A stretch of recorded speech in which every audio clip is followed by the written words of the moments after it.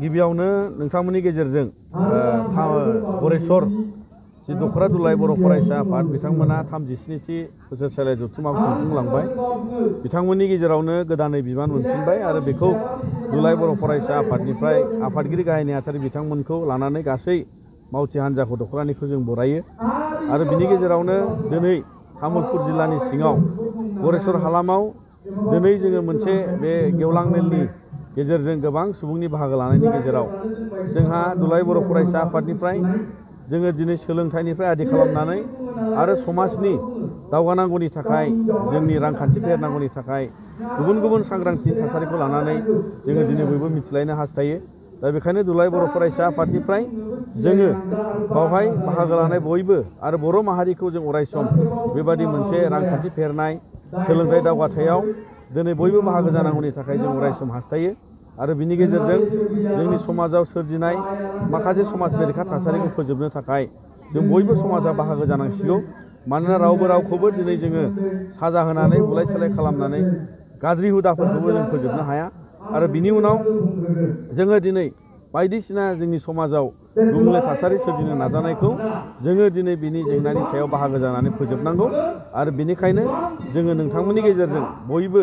आइ आफा बिदा फंबाय गामिनि गासैबो न'खर समाजखौ जों खावलायो जाहाथे जोंनि समाजाव बेबायदि समाज बेरेखानिफ्राय लानानै बयबोखौबो खहा खालामनाय माखासे थासारिया बेवहाय दाजाथों आरो बेखौ लानानै जोङो दिनैबो बे गरेस्वर हालामनिफ्राय बेखौनो जों खावलायगोन आरो फारसेथिंजाय बर'फ्रा दिनै जोङो गावनि मान सन्मान आरो बे जोंनि हारिमु थुनलाइ जोंनि बिजों आरो बायदि थासारिखौ लानानै जोंहा दिनै मोनसे मान दान्दाखौ लानानै दावगालांनायनि सम जाबाय। बिटिआर गोरोबथानि उनाव जोङो बिदा फंबाय गोरोबलायना गोजोन खौसेथिखौ लानानै बर'लेण्ड ओनसोलजों लोगोसे आसामाव बर' कसारि वेलफेयार अट'नमास काउन्सिल बेबायदि बर'फ्रा जोङो खुंथाइ गोहोखौ लानानै जों दावगानानै दंगासिनो दङ आरो बिनि गेजेरावनो कार्बि आंलंनि बर'फ्राबो ट्राइबेल एससि हिल स्टेटास मोननांगौनि थाखाय दिनै बेखौ भारत संबिजितनि सोसननांगौनि थाखाय नारा नाथा जुजिनाया सोलिगासिनो दङ। दा बेजों लोगोसे बिटिआर गोरोबथानि उनाव जोंनि हालामाव माखासे फसंथाननिफ्राय लानानै बायदि गायसननांगौखौ लानानैबो भारत सरकार आसाम सरकारखौ जों नारसिनदों। मानोना जोङो बेबायदि गोलैसोनाय नासयजानायखायसो सोमावसारनायनि उनाव बेबायदि फसंथान बिटिआर एकर्डआव थिसनजानायखौ मोननो हादों। दा जोंनाव बड'लेण्ड इउनिभारसिटि CIT बिबिजियारिं कलेज बेफोरो जोंनाव थोजासे नङा। जोंनि जिल्लाफ्राव थोजासे नांगौ बादि फसंथान गैया आरो बेखौ लानानै बिनिखायनो जोंहा बिटिआर एकर्डखौ मावफुंनांगौ आरो भेन्सार स्कुलनि जेंनाखौ फोजोबनो थाखाय 6.3नि दारै जोङो दिनै आसाम सरकार आरो बिटिआर सरकारखौ थाबैनो बे जेंनाखौ उदां खालामना होनो थाखाय खावलायबाय। मानोना गोदान सोलोंथाइ खान्थिखौ फालिनाय लोगो लोगो दिनै गोबां फरायसाफ्रा जोंनि आपार आइडि एनरलमेन्टआव इसु जाबाय, प्रब्लेम जाबाय, स्कलारशिपखौ जों मोननो हायै जाबाय आरो बेजों लोगोसे जोंनि फरायसाफ्रा गोबाङानो फोरोंगिरिनि आंखालनि थाखाय सोरबाया फरायनायखौ गारनो हमबाय आरो बेजों लोगोसे हाइ स्कुलफ्रा हायार सेकेन्डारि जाजोबनांसिगौ आरो बिनि बेलायाव जोंनि हाइ स्कुलफ्रा भेन्सार थायोब्ला जोंहा बै जेंनाखौ जों सौसिनो हानाय नङा आरो गोदान सोलोंथाइ खान्थिजों जों खारफानो हानाय नङा। दा बेनिखायनो जोङो नोंथांमोननि गेजेरजों खावलायो जाहाथे 6.3नि दारैनो जोंनि बड'लेण्ड हालामनि भेन्सार स्कुल आसामाव थानाय बर' मिडियाम भेन्सार स्कुलफोरखौ जोङो प्रभिन्सियेलाइज खालामजानायखौ हास्थायदों आरो फैबाय थानाय समाव जोङो बयबो सोलोंथाइ रांखान्थि फेहेरनायाव जयै दावगालांनो थाखाय जोङो साखाफारा जानांगौ। बिटिआरनि बोसोराव जोंहा 5 बोसोर जागोन आरो बिनि गेजेरावनो माखासे गिदिरथार हाबाफारिखौ जों फोजोबजानायखौ हास्थायदों। जेरै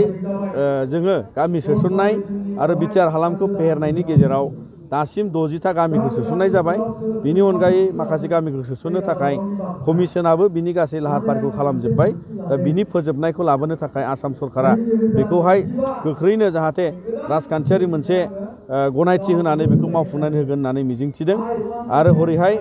जोंनि बिटिआर गोरोबथानि उनाव भारत संबिजिराव 125 जे संबिधाननि मोनसे एमेन्डमेन्ट जानांगौ बियो फेब्रुवारि दानाव फैसिगोन होननानै जोंनो नखर मन्थ्रि बिथाङा गावनो फोरमायबाय। बावहाय जोंहा समस्ति बारायनायनिफ्राय लानानै साबजेक्ट बारायनाय आरो गुबुन गुबुन बावहाय रांनि मोनथायनि राहाखौ लानानै दिनै बे संबिधाना संशोधन जागोन आरो बेनिखायनो जोङो बेफोर थासारिखौ लानानै दिनै दुलाय बर' फरायसा आफादा जोबोद सांग्राङै खामानि मावगासिनो दङ आरो बेखौ जाफुङागौ मानि जोङो दुलाय बर' फरायसा अरायसम जों माहारिनि थाखाय जोङो बे इमप्लिमेन्टेसन जानांगौनि थाखाय जों खामानि मावलांगोन। 2025 मायथाइयाव जोङो दुलाय बर' फरायसा आफादा मोनसे मेजर स्टेक हल्डार हिसाबै बिटिआर एकर्डखौ आबुङै मावफुंजानायखौ जोङो हास्थायदों। अदेबानि 2025 मायथाइयाव बे मावफुंजाजोबनांगौनि थाखायबो जोङो भारत सरकारखौ नारसिनदों। नाथाय दिनै जोङो बिनि सायाव रोखायै जिहेथु गोबां फसंथाना आद्रा जानानै दङ